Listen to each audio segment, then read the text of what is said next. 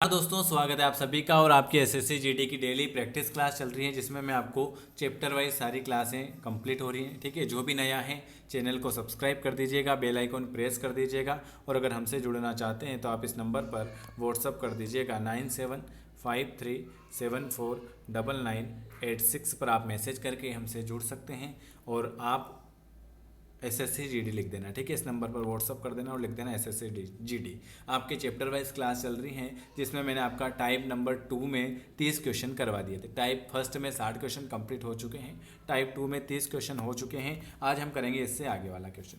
चलिए, लिखा हुआ है 31 नंबर का। जिनको पीडीएफ नहीं मिली है वो लिख देना एसएससी जीडी पीडीएफ। चलिए, तो आपको बिल्कुल फ्री में मिलेगी। अगला क्वेश्चन लिखा हुआ है 6ठी शताब्दी ईस्वी पूर्व कौन सा काल कहलाता था। 6ठी शताब्दी ईस्वी पूर्व कौन सा काल कहलाता था, बताइए। वेरी वेरी गुड, बिल्कुल आपका सही जवाब। 31 नंबर का बिल्कुल आपका आ जाएगा डी वाला, धार्मिक उत्तेजना। 6ठी शताब्दी का ईस्वी पूर्व का काल जो है धार्मिक उत्तेजना कहलाएगा। चलिए, अगला क्वेश्चन क्या लिखा हुआ है आपके सामने। भारत में जैन धर्म का संस्थापक कौन था। भारत में जैन धर्म का संस्थापक जो था वो कौन सा था। 32 बिल्कुल महावीर था। जैन धर्म के संस्थापक महावीर स्वामी। चलिए, अगला क्वेश्चन है बौद्ध धर्म में त्रिरत्न क्या इंगित करते हैं। बौद्ध धर्म में 3 रत्न जो हैं वो क्या इंगित करते हैं। 33 ऑप्शन ए। अगला क्वेश्चन है उस राज्य का आपको नाम बताना है। उस राज्य का आपको नाम बताना है जिसमें पहली बार युद्ध में हाथियों का इस्तेमाल किया था। हाथियों का इस्तेमाल कहां पर किया था, बताइए। बिल्कुल सही जवाब। उस राज्य का नाम बताना है। मगध। मगध जहां पर पहली बार हाथियों का इस्तेमाल किया था, मगध राज्य। अगला क्वेश्चन है, चलिए अगला क्वेश्चन। उस गणतंत्र का नाम बताना है जो 6ठी शताब्दी ईस्वी पूर्व जातियों का राजवंश था। उस गणतंत्र का नाम बताना है, बताइए।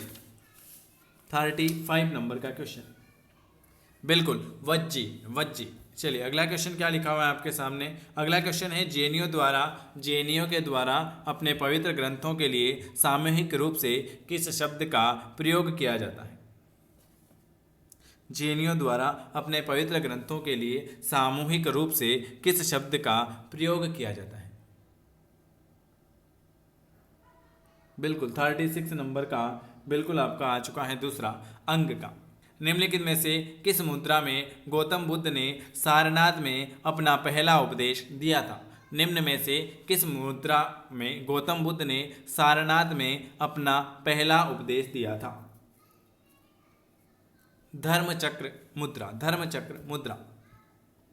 अगला क्वेश्चन क्या लिखा हुआ है। कैवल्य कौन से धर्म से संबंधित है। कैवल्य जो है वो कौन से धर्म से संबंधित है। कैवल्य जो है कौन से धर्म से संबंधित है। बिल्कुल जैन धर्म से संबंधित। कैवल्य जो है जैन धर्म से संबंधित है। अगला क्वेश्चन लिखा हुआ है कौन सा बौद्ध ग्रंथ 16 महाजनपद का उल्लेख करता है। कौन सा बौद्ध ग्रंथ 16 महाजनपद का उल्लेख करता है। अंगुत्तर निकाय। कौन सा, अंगुत्तर निकाय। अगला क्वेश्चन क्या लिखा हुआ है 16 महाजनपद में से किसकी राजधानी, वेरी आईएमपी क्वेश्चन, 16 महाजनपद में से किसकी राजधानी तक्षशिला थी।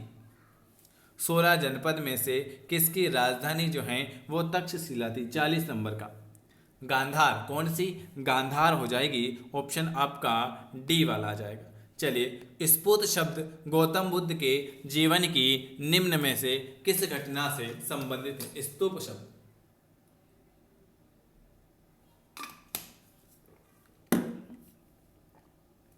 मृत्यु। स्तूप शब्द गौतम बुद्ध के जीवन की मृत्यु से संबंधित है। बौद्ध धर्म महायान और हीनयान में किस शासक के शासनकाल के दौरान विभाजन हुआ था। बौद्ध धर्म महायान और हीनयान में किस शासनकाल के दौरान विभाजित हुआ था। कनिष्क। कनिष्क आ जाएगा। अगला क्वेश्चन क्या लिखा हुआ है वैश्विक दर्शन के प्रतिपादक कौन है। Very IMP question. वैश्विक दर्शन के प्रतिपादक। कणाद हो जाएंगे, कौन हो जाएंगे? कणाद हो जाएंगे। चलिए अगला क्वेश्चन क्या लिखा हुआ है? अगला क्वेश्चन आपके सामने लिखा हुआ है, बौद्ध धर्म के अधिकांश ग्रंथ किस भाषा में लिखे गए थे? बौद्ध धर्म के अधिकांश ग्रंथ किस भाषा में लिखे गए थे? 44।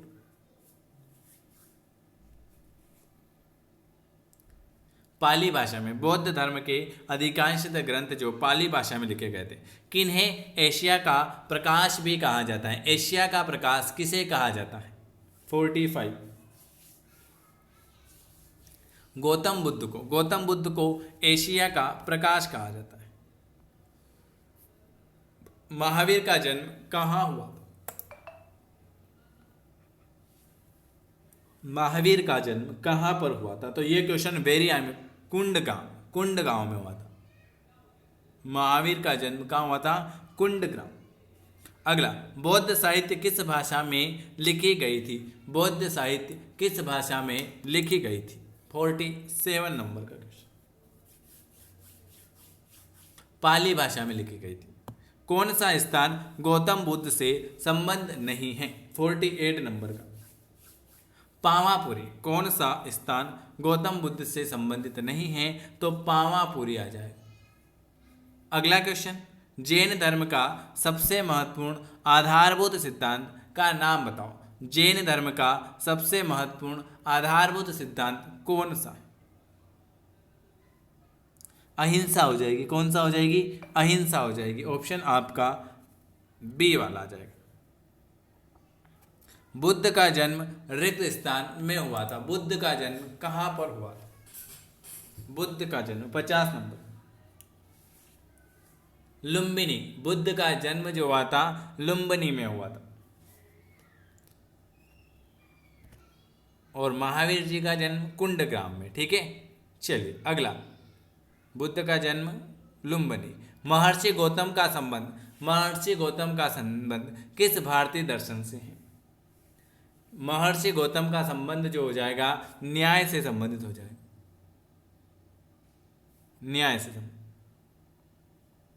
अगला क्वेश्चन, 7वीं शताब्दी के प्रारंभ के साथ थानेश्वर और कन्नौज के सिंहासन पर कौन बैठा था?